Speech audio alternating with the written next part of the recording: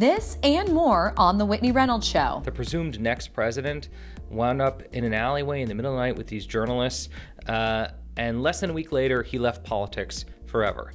And we haven't kind of gone back and examined this moment. It happened so quick, it became kind of a joke.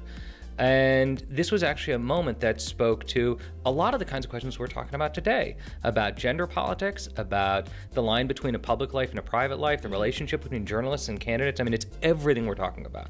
Well, that's interesting. And so in the movie, if we're talking about Gary Hart's truth, what would you say? What would you speak to on that?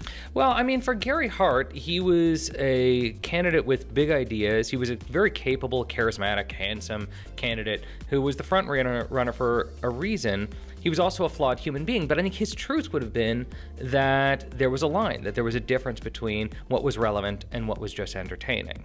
And then you, as a whole, you pick these movies and you write these movies. I mean, tell me, like, what is the passion behind you?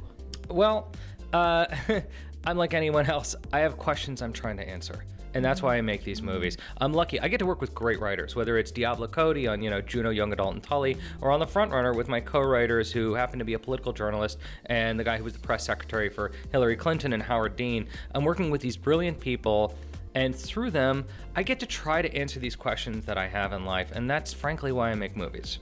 That is good. And have you figured it out yet? Have you figured out these questions? No.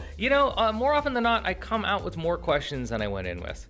Isn't that how life works? Yeah. Well, thank you so much for coming on. It's a pleasure.